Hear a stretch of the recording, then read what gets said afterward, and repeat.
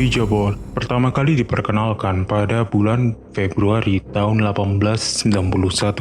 Permainan ini diperkenalkan di sebuah toko mainan yang ada di Pittsburgh, yang dimana pembuatnya ini mengatakan kalau permainan yang satu ini tidak ada akhirnya. Lalu untuk arti dari Ouija sendiri adalah semoga berhasil, atau dalam bahasa Inggris artinya adalah good luck.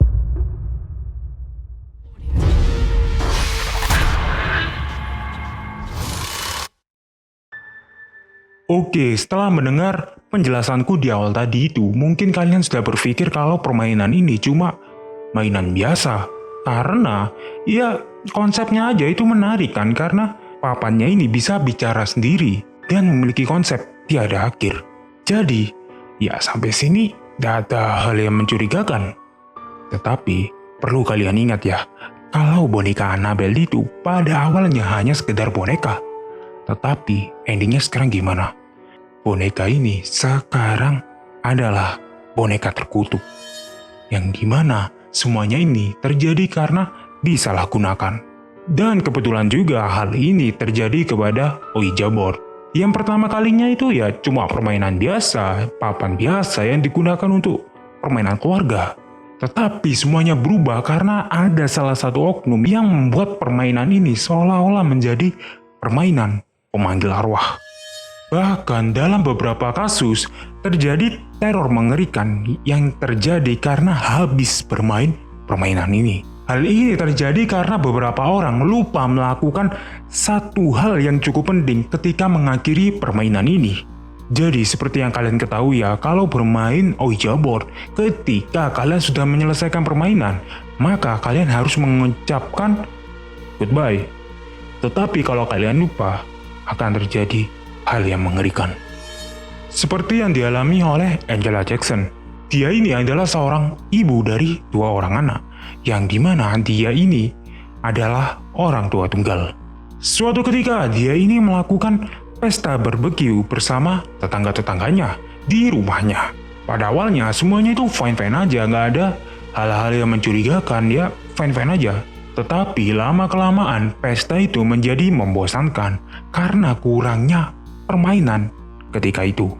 Ya karena kehabisan opsi juga dan baru mendapatkan promosi dari permainan Ouija board.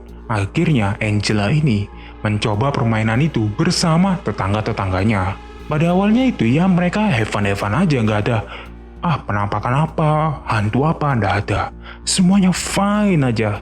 Sampai suatu ketika gilirannya Angela, mulai terjadi hal mengerikan.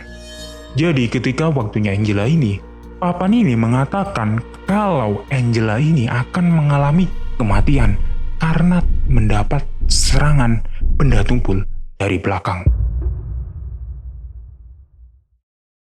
Pada awalnya Angela ini menganggap kalau hal ini cuma kebetulan aja, nggak ada hal yang perlu ditakutkan. Tetapi ya namanya manusia, lama-kelamaan paranoidnya juga muncul, bahkan sampai terbawa mimpi. Yang dimana puncaknya ketika dia ini pulang kerja, dia mengalami hal yang mengerikan.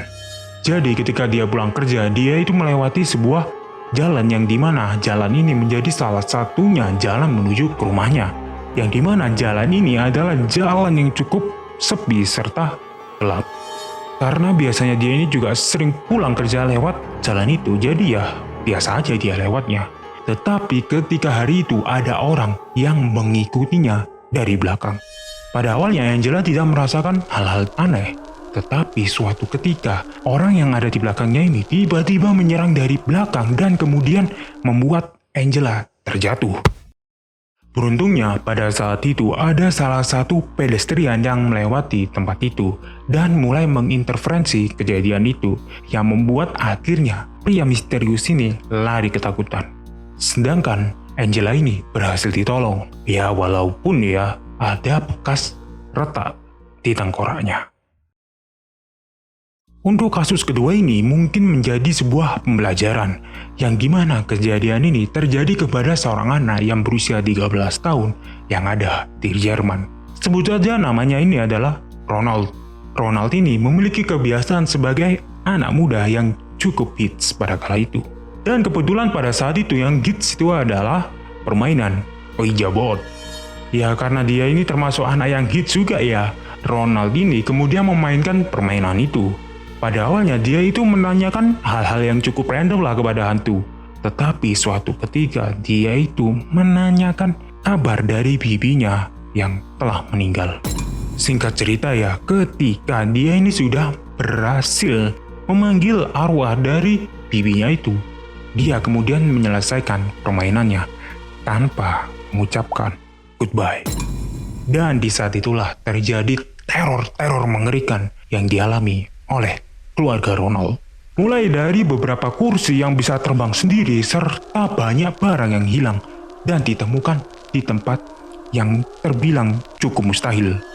Seperti kalian kehilangan sendok, tetapi kalian bisa menemukannya di ujung ruangan. Atau mungkin tiba-tiba kursi ini bisa terbang sendiri. Dan hal ini membuat keluarga Ronald menjadi risih. Yang dimana akhirnya keluarga Ronald ini memanggil salah satu pendeta yang digunakan untuk mengusir arwah dari serangan ini. Pendeta itu bernama Pendeta Swart, yang dimana pendeta ini sangat berpengalaman dalam mengusir roh-roh jahat seperti itu.